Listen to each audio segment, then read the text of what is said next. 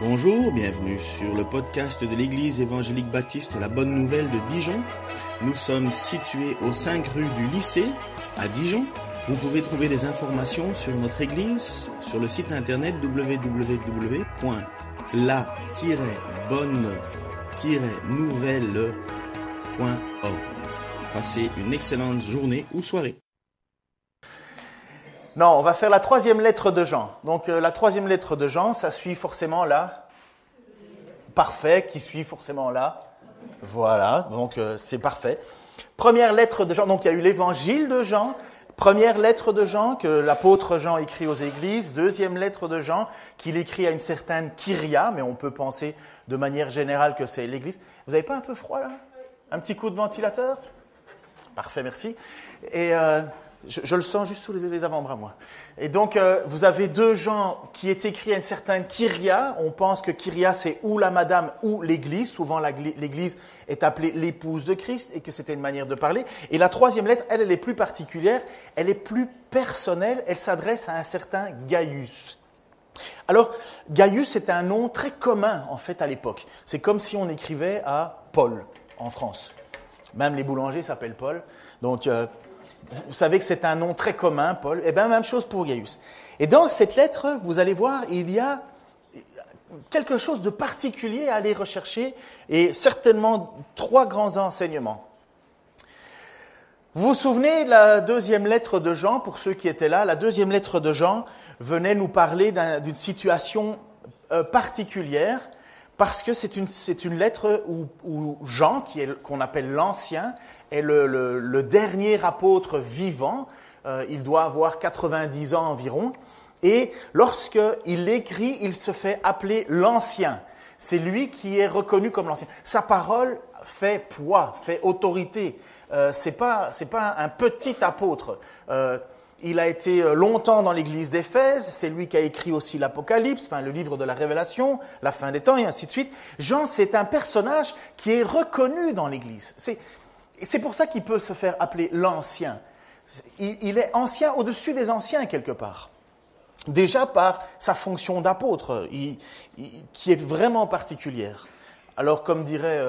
il y a les apôtres avec un grand A, irremplaçables, les 12, et puis vous avez les, entre guillemets, petits apôtres, mais Jean est considéré comme un grand apôtre, il fait partie du grand apôtre, c'est pour ça qu'il s'appelle l'Ancien. Et lui, ce qu'il voit, c'est que petit à petit, dans l'Église, il y a des gens qui viennent et qui prêchent un faux évangile, s'attaquent à la personne de Jésus-Christ, s'attaquent à sa personne vivante, comme des gens doutaient que Jésus était venu pleinement homme, certains pensaient que c'était un esprit, d'autres viennent avec un autre évangile, par exemple, ils disent qu'il faudrait retourner sous la loi, il y a des personnes qui s'imaginent qu'il y a une connaissance supérieure à découvrir, une espèce de mystère, et là Jean dit non, ça ne va pas, il faut revenir à la vérité. Et dans la lettre de 2 Jean, comme dans la lettre de 3 Jean, le mot vérité revient régulièrement. Et donc, nous avons vu dans 2 Jean que l'apôtre écrit pour rappeler, donc je parle de 2 Jean, de l'importance de la vérité. L'importance de la vérité. Cette vérité, ce n'est pas n'importe quoi. Mais voici ce qu'il dit à un certain moment. C'est assez rude, mais si quelqu'un vient vous trouver et ne vous apporte pas cet enseignement, ne l'accueillez pas dans votre maison. Ne lui adressez pas de salutations fraternelles. Celui qui souhaiterait la bienvenue se rendrait complice de ses œuvres mauvaises. Vous comprenez que quand Jean écrit ça, c'est que c'est sérieux, c'est que c'est important. Nous avons vu que dans 2 Jean, il commence par l'amour fraternel, le plus grand commandement, comme dans 1 Jean, l'amour. L'amour n'exclut pas la vérité. S'il y a quelque chose de plus important, c'est la vérité, même si l'amour est important. Mais le point central dans les frères, dans ceux qui vivent pour Dieu, c'est la vérité. Et quelle est cette vérité? Aujourd'hui, il le dit, voilà, et je fais ce petit rappel parce que je crois que dans notre société aujourd'hui, on est beaucoup plus agressé que nous l'étions avant. Autrefois, il y avait la littérature. Bon, il y avait évidemment les faux prophètes qui allaient de ville en ville, puisqu'il n'y avait pas d'écrit, il n'y avait pas de moyens autres que quelqu'un qui se déplace. Il fallait que lorsque quelqu'un vienne, il était propagateur, il était porte-parole d'une vérité. Et là, on devait faire attention à ce que ce qui est dit soit vrai. Après ça, avec le temps, l'invention de l'imprimerie, première chose qu'on a imprimée, vous le savez, quel est le premier livre imprimé ? Exactement, la Bible, et ça n'a pas arrêté, best-seller à chaque année. Donc, mais après ça, bien entendu, il y a eu des livres qui ont commencé à être écrits. Et un canal d'enseignement est devenu aussi les livres. Alors, on a, et vous le savez, il y a des livres qui sont excellents, mais il y a des livres qui sont pleins de mensonges. Et ça doit se contrôler de la même manière. Attention quand on lit un livre.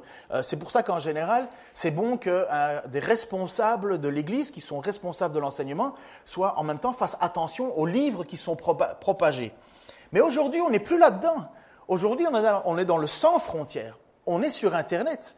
Tout le monde a, je pense, à part quelques irréductibles Gaulois, tout le monde a Internet. Ou d'une manière ou d'une autre, on n'est pas moins mauvais, on n'est pas meilleur ou moins bon si on ne l'a pas, mais Internet, c'est un moyen de faire venir des informations jusqu'à nous. Mais là, il n'y a plus de contrôle. Personne ne devrait être, enfin, il n'y a personne derrière vous en disant tu peux pas. Donc ça veut dire qu'il faut être encore, à notre époque, 2 fois, si pas 3 fois, 4 fois plus vigilant à ce qui nous est enseigné si on veut respecter cette parole. Si on veut respecter, si quelqu'un vient vous trouver et n'apporte pas cet enseignement, ça veut dire qu'il faut savoir premièrement c'est quoi cet enseignement, parce que pour Jean, apôtre au-dessus de tous, le dernier, il voit bien qu'il y a des gens qui viennent et il dit ne les saluez pas, ne les accueillez pas dans vos maisons. Alors ça c'était 2 Jean. Dans 3 Jean, le problème se trouve ailleurs, mais il y a toujours cette importance de la vérité. Vous allez voir. L'Ancien, alors on va lire ensemble 3 Jean. L'Ancien à mon bien-aimé Gaius, que j'aime dans la vérité. Cher ami, je souhaite que tu prospères à tous égards et que tu sois en aussi bonne santé physique que spirituelle. Je me suis beaucoup réjoui lorsque des frères sont venus de chez toi et m'ont rendu ce témoignage. Tu demeures attaché à la vérité et tu vis selon cette vérité. Je n'ai pas de plus grande joie que d'apprendre que mes enfants vivent selon la vérité. Cher ami, tu agis avec fidélité Cher ami, tu agis avec fidélité dans ce que tu accomplis pour les frères qui, de plus, sont des étrangers pour toi. Ils ont rendu témoignage de ton amour devant l'Église. Tu agiras bien si tu pourvois à la suite de leur voyage d'une façon qui plaît à Dieu. En effet, c'est pour proclamer le Christ qu'ils sont partis sans rien accepter de la part des non-croyants. C'est donc notre devoir d'aider de tels hommes. Ainsi, nous collaborons à ce qu'ils font pour la vérité. J'ai écrit quelques mots à l'Église, mais Diotrephe, qui aime tout régenter, ne tient aucun compte de nous. Ainsi, quand je viendrai, je rendrai les autres attentifs à sa manière d'agir. Il tient de méchants propos contre nous, et non content de cela, il refuse de recevoir les frères de passage. En plus, ceux qui seraient désireux de les accueillir, il les en empêche et les chasse de l'Église. Cher ami, imite non le mal, mais le bien. Celui qui fait le bien appartient à Dieu. Celui qui commet le mal ne sait rien de Dieu. Quant à Démétrius, tout le monde n'en dit que du bien, et la vérité elle-même témoigne en sa faveur. Nous aussi, nous nous associons à ce bon témoignage, et tu sais que nous disons la vérité. J'aurais bien des choses à te dire, mais je ne veux pas les confier à l'encre et à la plume. J'espère te voir bientôt, et alors nous nous en tiendrons de vive voix. Que la paix soit avec toi. Les amis te saluent. Salue nos amis, chacun personnellement. Voyez, la première chose qui ressort dans cette lettre que Paul écrit à cet Gaius, cet homme bien-aimé, c'est la vérité. C'est une lettre personnelle. Comme vous avez vu, on parle d'un Gaius, on parle d'un Diotrephe et on parle d'un Démétrius. Vous voyez que c'est assez personnel. Ce n'est pas une église large, c'est vraiment une lettre qui a un objectif, une pensée. Ce ne sont pas des noms qui sont pris pour être représentatifs de quelque chose. Il y a bien eu un Diotrephe, il y a bien eu un Démétrius, il y a bien eu un Gaius. Mais vous pouvez le voir, le mot vérité ressort 6 fois. Et il dit la première chose, « Je n'ai pas de plus grande joie que d'apprendre que mes enfants vivent selon la vérité. » Jean, cet apôtre donc, qui a côtoyé Jésus, qui a entendu son message, qui a écrit l'évangile en disant « Tout ceci a été écrit afin que vous croyiez que Jésus-Christ est le Fils de Dieu et qu'en croyant vous ayez la vie éternelle en son nom », vous voyez que pour Jean, il y a une vérité. Il y a une vérité qui est importante et qui est le socle de la relation fraternelle, vous allez le voir. Tout enseignant, tout pasteur, tout professeur aime voir les élèves ou les personnes qui sont à leur charge demeurer dans l'enseignement qu'ils ont reçu. Mais ça, c'est juste un enseignement pour les écoles, c'est juste un enseignement qu'on nous oblige, la culture générale. Mais quand il s'agit d'une vérité au sujet de Dieu, ça veut dire que c'est une vérité qui concerne notre âme. Ça veut dire que c'est une vérité qui concerne notre destinée. Et ça devient beaucoup plus important. Mais qu'est-ce que cette vérité? La première chose, il faut savoir que la vérité, c'est une personne. C'est Jésus-Christ lui-même. Quand on parle de rechercher la vérité, quand on dit « j'aime la vérité », ça veut dire « j'aime la droiture, j'aime ce qui est bien réglé ». Mais quand on parle, les gens parlent de « je te remercie que tu demeures dans la vérité », cette vérité, c'est Jésus-Christ. Jésus-Christ a dit ça de lui-même au chapitre 14 de Jean, au verset 6. Jésus lui dit « Moi, je suis le chemin, la vérité et la vie. Nul ne vient au Père que par moi. » C'est les paroles de Jésus elles-mêmes. Et donc vous comprenez que quand Jean dit « Je n'ai pas de plus grande joie que de voir mes enfants », donc ceux à qui il a prêché, enseigné, demeurer dans la vérité, il est en train de dire « Je n'ai pas de plus grande joie que de voir des gens qui demeurent en Jésus. » Parce qu'il est le chemin, il est la vérité, il n'y a pas d'autre moyen d'arriver au Père que par lui. Ce n'est pas n'importe quoi s'éloigner de la vérité. Ça veut dire s'éloigner de Jésus.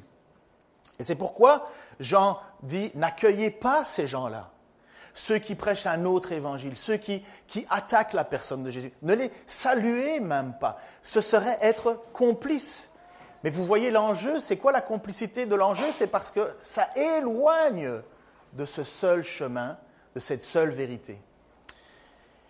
Nous avons aussi le Saint-Esprit. Jésus nous a dit que le jour où il partirait, où il mourrait, et qu'il serait bien entendu mort et ressuscité, donc, mais qu'après quelques jours, je crois que c'est 40 jours où il est resté sur terre, après ça, il est monté au ciel, il a dit aux apôtres et à ceux qui l'entendaient, il est préférable pour vous que je m'en aille, il est préférable pour vous que je parte, il l'avait dit bien entendu avant, et les apôtres étaient attristés, ils auraient bien aimé garder Jésus. Je suis sûr que si Jésus était au milieu de nous, on aimerait bien le garder. Ce serait, à mon avis, personne ne voudrait s'en séparer. Les apôtres étaient tristes. Mais voici ce que dit Jésus au sujet de cette vérité. « Maintenant, je vais auprès de celui qui m'a envoyé, et aucun de vous ne me demande où je vais. Mais à cause de ce que je vous ai dit, la tristesse vous a envahi. Pourtant, c'est la vérité que je vais vous dire. Il vaut mieux pour vous que je m'en aille. En effet, si je ne m'en vais pas, le défenseur ne viendra pas à vous. Mais si je m'en vais, alors je vous l'enverrai. Et quand il sera venu, il prouvera au monde qu'il s'égare au sujet du péché, de ce qui est juste et du jugement de Dieu. Au sujet du péché, parce qu'il ne croit pas en moi. Au sujet de ce qui est juste, parce que, je m'en vais auprès du Père et que vous ne me verrez plus. Et au sujet du jugement de Dieu, parce que le dominateur de ce monde est d'ores et déjà condamné. J'ai encore beaucoup de choses à vous dire, mais elles sont encore trop lourdes à porter pour vous. Quand l'Esprit de vérité sera venu, il vous conduira dans la vérité, tout entière, car il ne parlera pas de lui-même, mais tout ce qu'il aura entendu, il le dira et il vous l'annoncera, les choses à venir. Il manifestera ma gloire, car il puisera dans ce qui est à moi et vous l'annoncera. Jésus est en train de nous dire donc dans ce passage qu'il va partir, il va quitter, il va aller auprès de son Père et qu'il va nous envoyer le Saint-Esprit. Et ce Saint-Esprit a plusieurs fonctions, mais la première fonction, c'est qu'il nous convainc du péché. Je vais refaire un petit récapitulatif simple pour une conversion. Qu'est-ce qu'une conversion? La première chose d'une conversion, de vouloir venir à Dieu, c'est de se reconnaître comme étant pécheur. Pourquoi? Parce qu'on est tous enfermés dans le péché. Mais naturellement, si je vais dans la rue et si je demande à une personne que je croise, monsieur lambda ou madame lambda, est-ce que vous êtes pécheur? Qu'est-ce qu'elle va me dire? Non. Ou bien peut-être seulement en vacances, au bord de la mer. Vous voyez, la notion de péché, ils ne l'ont pas. Mais le Saint-Esprit, qu'est-ce qu'il fait? Première chose, il nous convainc de péché. Il met en nous une tristesse par rapport à Dieu. Il met en nous une tristesse par rapport à Dieu en disant je ne peux pas m'approcher de Dieu. Ça, c'est l'action du Saint-Esprit. La deuxième, il nous parle de cette action du Saint-Esprit qui nous rend témoignage de Jésus-Christ et nous parle de la fin de toute chose. L'action du Saint-Esprit, c'est ça. Il vient nous travailler. C'est Dieu qui vient nous travailler à l'intérieur de nous. Mais en même temps, que fait ce Saint-Esprit? Il est là pour nous enseigner les vérités au sujet de Dieu. Il est là pour nous parler de ce que Jésus... Ah, tu peux mettre l'image avant, s'il te plaît? Il dit pour... Ah non, c'était la suivante. Voilà, pardon. Il ne parlera pas de lui-même, ce Saint-Esprit, mais tout ce qu'il aura entendu, il le dira. Le Saint-Esprit rappelle les paroles de Jésus.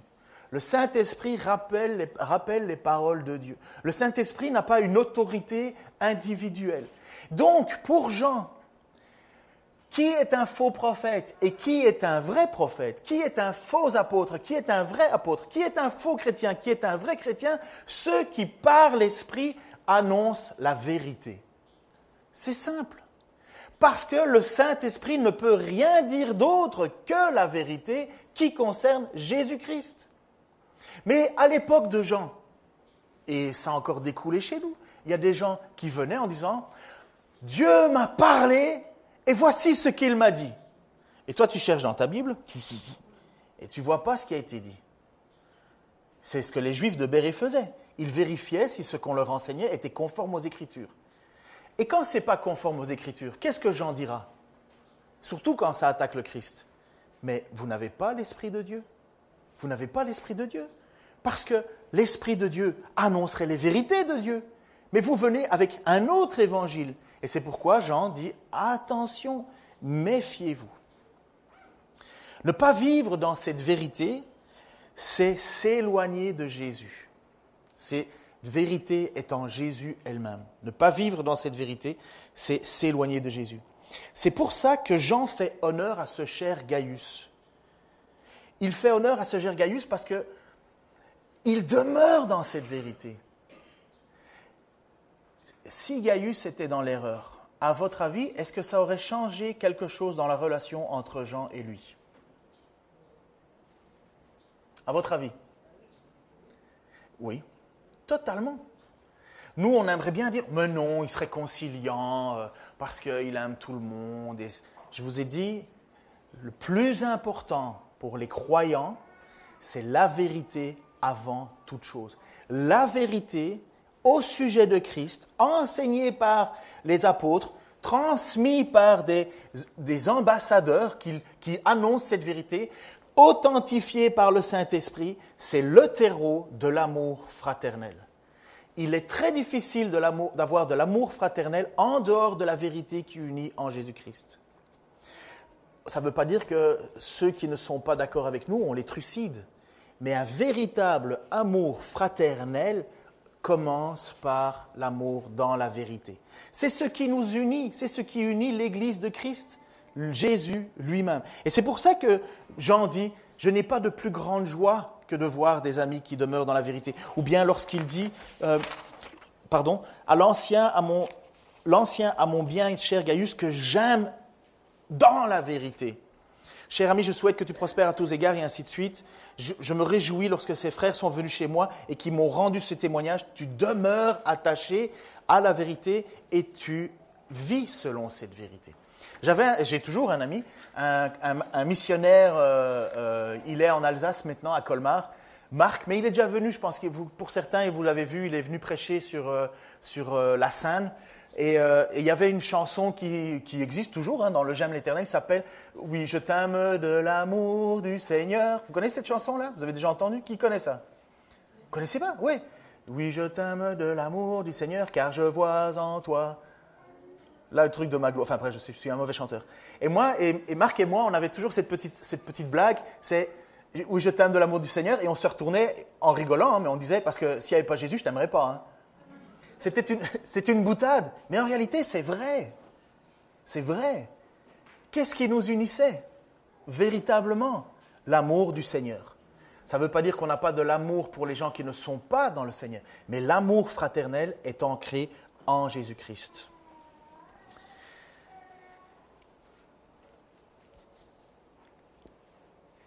Qu'est-ce qu'implique cette vérité que nous avons en commun, qui est le terreau de notre amour fraternel? Eh bien, voici ce que l'amour pratique.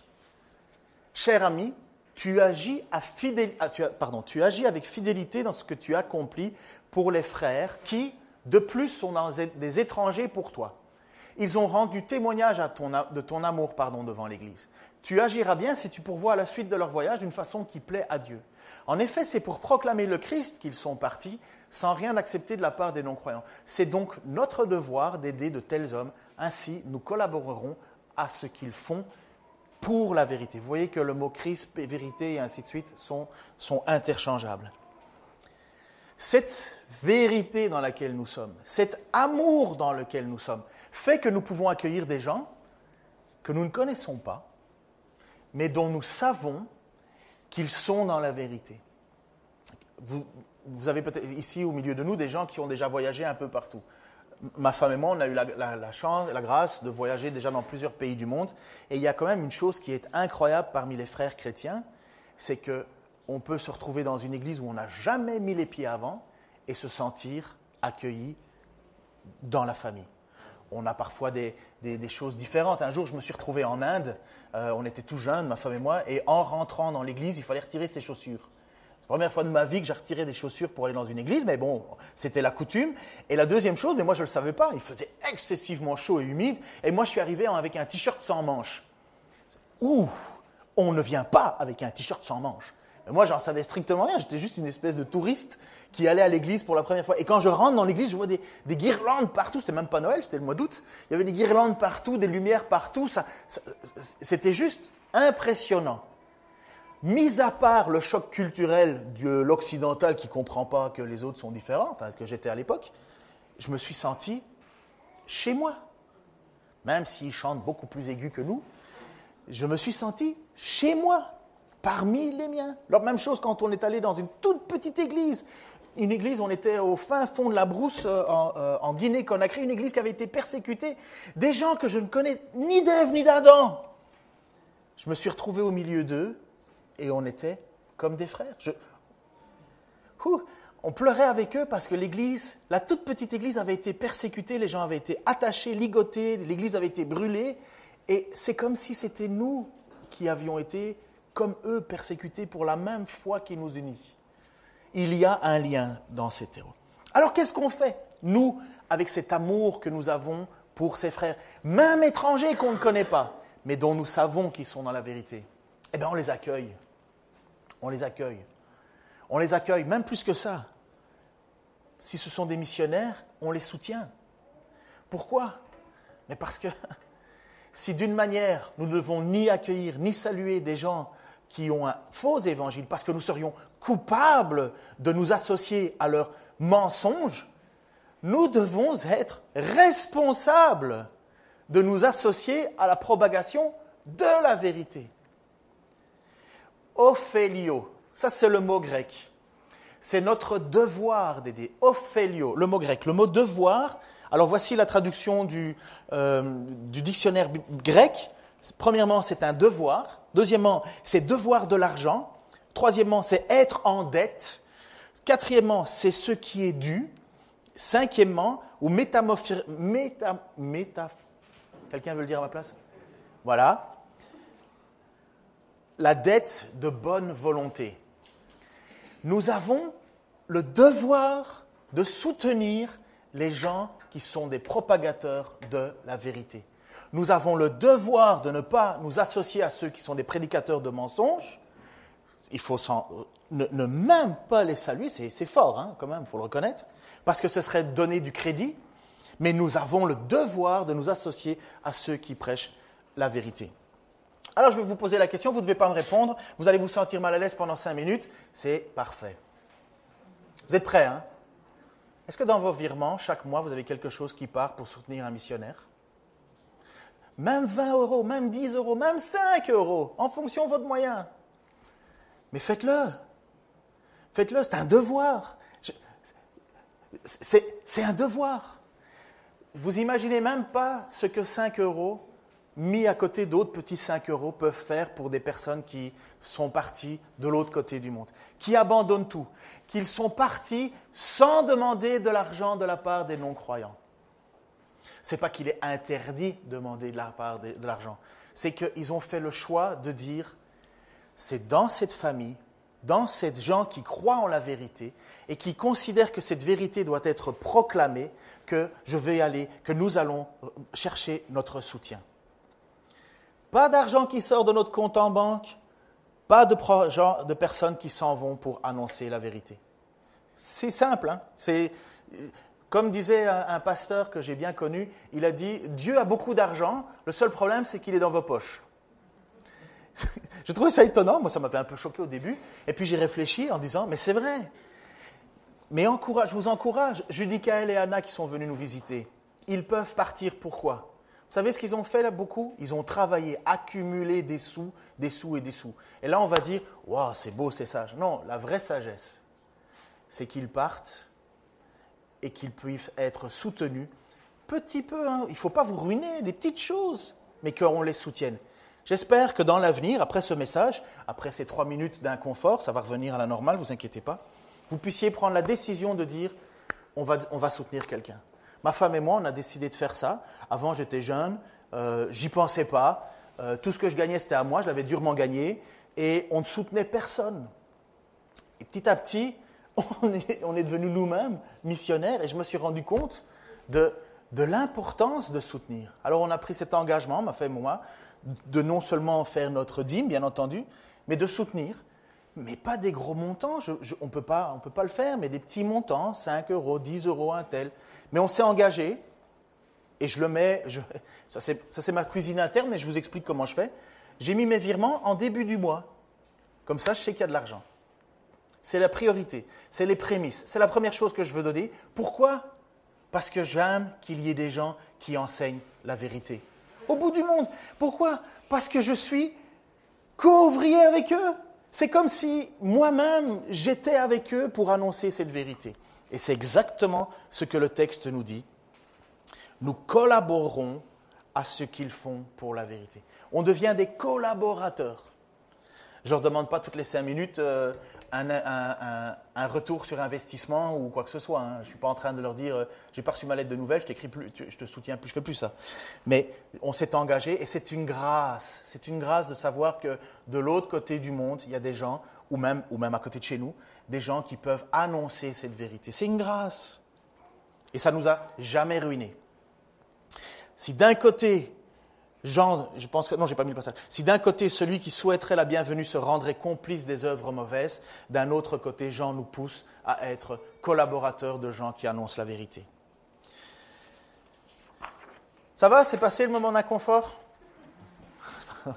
Alors, il y a dans notre communauté beaucoup de Gaius. Il y a des gens qui font bon accueil. Et il y avait dans la communauté et dans l'Église des gens qui faisaient bon accueil. Mais malheureusement, il y a dans l'Église d'autres personnes. Il y avait un fameux Diotrephe. Donc vous avez Jean qui dit, voilà, il faut soutenir ces gens qui viennent de l'extérieur, ces gens que vous ne connaissez pas, ces étrangers, mais donc qui annoncent la vérité. Et alors vous avez un Diotrephe qui dit ceci, moi j'ai écrit quelques mots à l'Église, donc c'est Jean qui dit j'ai écrit quelques mots à l'Église, mais Diotrephe, qui aime bien tout régenter, ne tient aucun compte de nous. Aussi, quand je viendrai, je rendrai les autres attentifs à sa manière d'agir. Il tient de méchants propos contre nous, et non content de cela, il refuse de recevoir les frères de passage. En plus, ceux qui seraient désireux de les accueillir, il les en empêche et les chasse de l'Église. Chers amis, imite non le mal, mais le bien. Celui qui fait le bien appartient à Dieu, celui qui commet le mal ne sait rien de Dieu. Moi, quand je pense que quand il est écrit à la fin, celui qui commet le mal ne sait rien de Dieu, je pense que ça s'adresse à Diotrephe. Diotrephe, c'est une personne qui apparemment n'a pas un problème doctrinal. Ce n'est pas un problème de doctrine, c'est un problème d'attitude. Cette personne, comme dit John Stott, John Stott dit que c'est une personne remplie de vanité. Son nom, Diotrephe, si je ne me trompe pas, ça veut dire fils de Zeus, ou quelque chose comme ça, fils d'une divinité.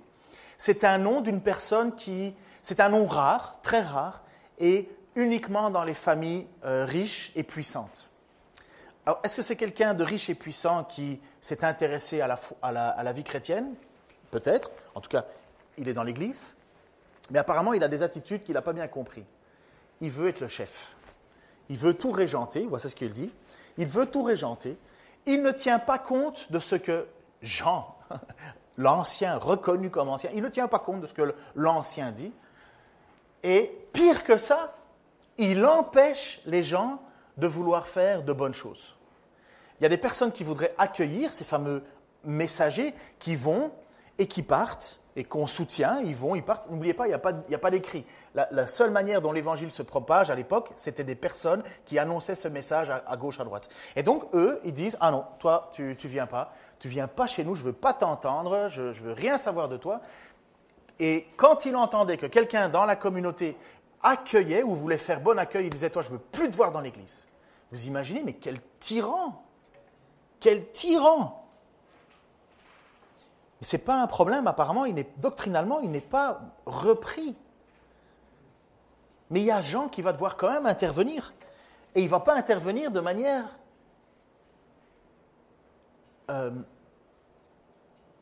discrète. Il va intervenir de manière publique. Qui connaissait le nom de Diotrephe avant? Mais publiquement, des millions et des millions et des millions de gens connaissent le nom de Diotrephe. Des millions et des millions et des millions de gens savent que Diotrephe va se faire passer un savon par Jean. Lorsque je viendrai, il dit, alors ainsi quand je viendrai, je rendrai les autres attentifs à sa manière d'agir. Il y a dans des églises des personnes qui ne tiennent absolument pas compte de ce qu'on leur dit. Ils répandent parfois même des mauvaises paroles et ils ne font pas bon accueil aux autres. Ils ne veulent pas d'autres prédicateurs. C'est les chefs des chefs. Et ils excommunient les autres qui ne pensent pas comme eux. C'est pas une question doctrinale ici. Ce n'est pas une question de défendre ou pas défendre la vérité. C'est des personnes qui veulent tout gérer. Ils veulent être seuls maîtres à bord. Mais qu'est-ce que ça témoigne, ça, selon vous? Un manque de quoi? Amen. Déjà, premièrement, humilité. Deuxièmement, qu'est-ce qui manque fondamentalement? L'amour. Quel est le signe que nous sommes sauvés? Dans 1 Jean, vous vous souvenez, il y a 3 choses essentielles dans le fait de savoir que nous sommes sauvés, que nous sommes bien chrétiens. Premièrement, avoir foi dans le Seigneur Jésus-Christ, foi dans ce qu'il a fait, dans ce qu'il a accompli. Et deuxièmement, avoir obéissance au commandement, donc ce que Dieu dit, demeurer dans la vérité, donc obéissance au commandement. Troisième,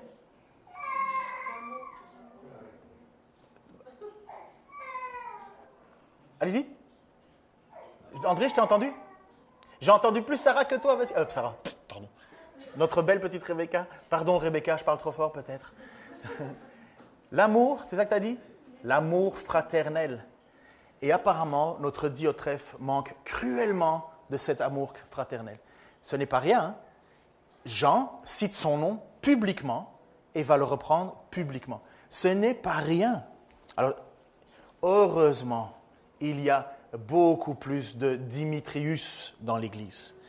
Quant à Dimitrius, et je vais terminer, quant à Dimitrius, tout le monde ne dit que du bien. Et la vérité elle-même témoigne en sa faveur. La vérité, ça veut dire Jésus-Christ témoigne en sa faveur. Les actions qu'il fait pour Jésus-Christ, les actions qui sont dans le sens et la pensée de Christ. Nous aussi, nous nous associons à ce bon témoignage et tu sais que nous disons la vérité. Qui a envie d'être un Dimitrius?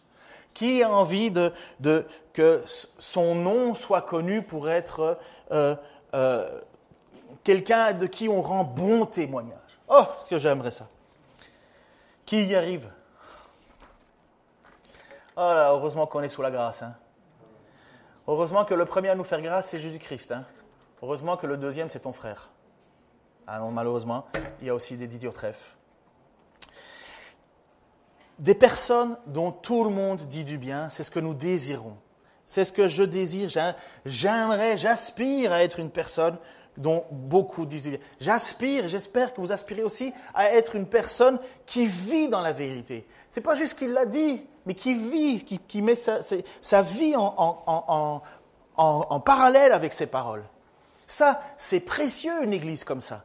C'est précieux, une église où chaque personne est un modèle. Et on a besoin de modèles dans nos vies. On a besoin de modèles vers qui on peut regarder. Et c'est pour ça que le nom de Démétrius est donné.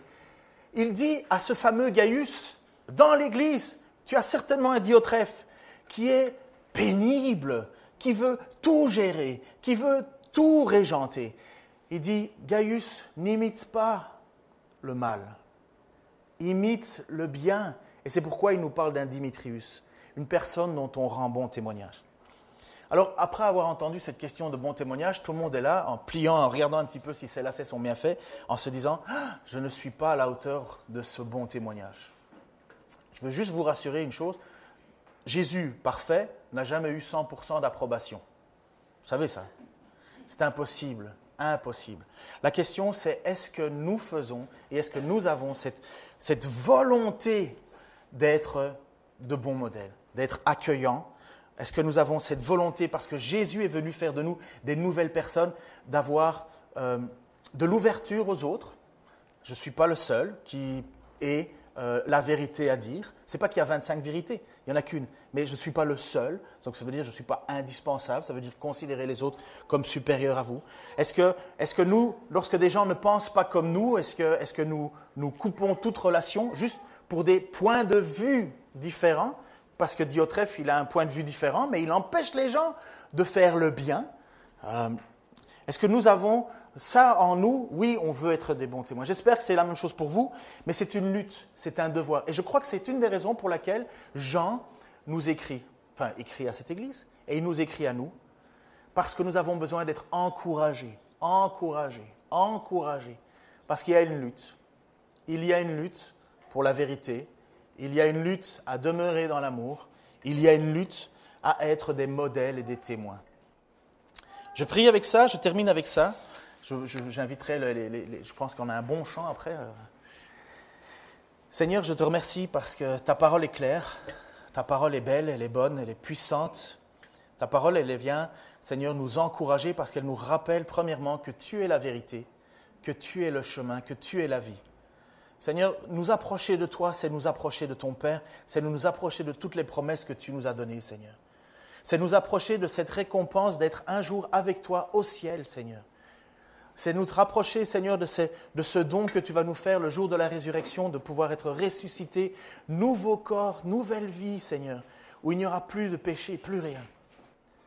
Seigneur, garde-nous et aide-nous, Seigneur, à être attentifs à ce que nous recevons comme enseignement à la maison, chacun individuellement. Seigneur, garde-nous et protège-nous de mensonges, de choses qui nous éloigneraient de toi. Seigneur, et en même temps, je te demande, Père, que tu travailles nos cœurs, et encore mon cœur, le cœur de mon épouse, de ma famille, le cœur de ton Église ici, Seigneur, pour que nous ayons à cœur, Seigneur, d'être collaborateurs de gens qui propagent la vérité. Je te prie, Seigneur, pour que dans les années à venir, notre Église ici soit reconnue pour être une Église qui soutient les gens, qui soutient les missionnaires. Je te prie, Seigneur, que tu puisses le faire et que tu disposes déjà nos cœurs à le faire. Seigneur, je crois qu'il n'y aura pas de... Ça sera encore une fois, Seigneur, un sujet dans lequel nous pourrons être heureux d'être collaborateurs avec toi. Seigneur, je te prie pour tous ceux qui luttent avec des difficultés dans leur vie, ceux qui se rendent bien compte qu'ils ne sont jamais à la hauteur. Seigneur, nous ne le serons jamais. Et merci parce que ta grâce, Seigneur, ta grâce vient combler là où nous n'y arrivons pas. Et Seigneur, en même temps, aide-nous. Merci de nous avoir donné des frères, des sœurs avec qui nous pouvons parler, avec qui nous pouvons nous exhorter, nous édifier, avec qui nous pouvons prier les uns pour les autres, confesser nos fautes les uns les autres. Seigneur, merci parce que tu as mis à notre disposition tous des moyens pour nous empêcher, pour nous éviter que le péché règne sur nous. Tu nous dis que si nous confessons, tu pardonnes. Et Seigneur, merci pour cette grâce. Merci pour cette grâce. Bénis encore cette communauté et que tu fasses de nous, Seigneur, pour 2018, 2019 et toutes les autres années, des Démétrius, Seigneur. Dans le nom de Jésus-Christ. Amen. Merci à vous.